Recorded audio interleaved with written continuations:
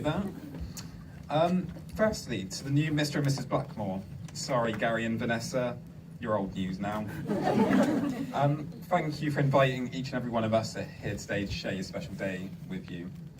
Claire, you look amazing, and despite what Jamie said earlier on, I think it's quite clear to see that he's punching way above his weight.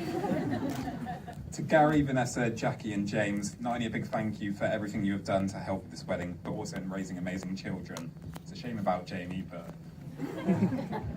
Can I also just mention how amazing the bridesmaids and the groomsmen looked today, and a thank you for their help throughout the day to ensure everything went off without a hitch. Now for the real reason for this speech, embarrassing this fine gentleman in front of me. Claire, just to inform you, Jamie has been keeping a deep, dark secret from you. That's right, this is about to go full EastEnders mode. Did you know he's actually starred in several award-winning films and shows? Movies as well.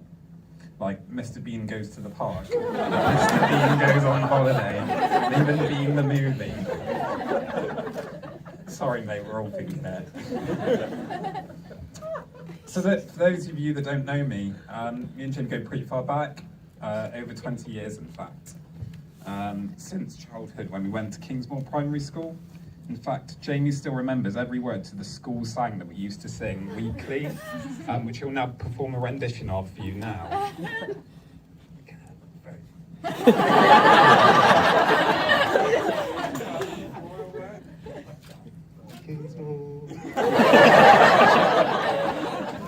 I can't believe you even did that.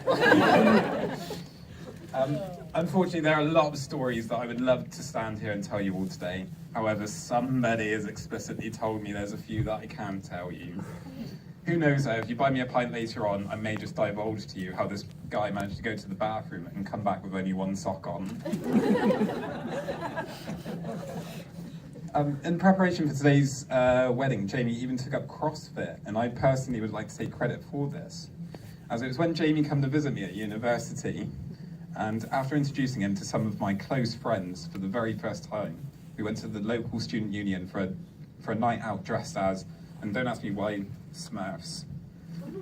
On the way back, being the kind person I am, I decided to give one friend a piggyback ride.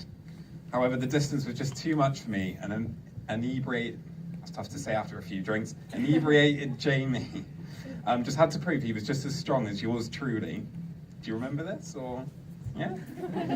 He spent the next 5 minutes stretching and limbering up, preparing for his big moment. He counted aloud and went 1, 2, 3. My friend jumped up, ready for him to catch her, only for Jamie, for whatever reason, to squat further than any of us were ever expecting. I watched in horror as this poor Smurf flew through the air, and at this point Jamie was basically just sat on the floor. I still regularly find myself laughing and asking him frequently, who ducks on 3? Claire, if ever he offers you a piggyback, politely decline. He also regularly brags about being able to do a handstand press-up, something that I'm confident in saying that no one in this room has seen. Who knows, after a few drinks tonight, you may just be able to do one. But in all seriousness, I cannot thank this gentleman enough, as if it wasn't for that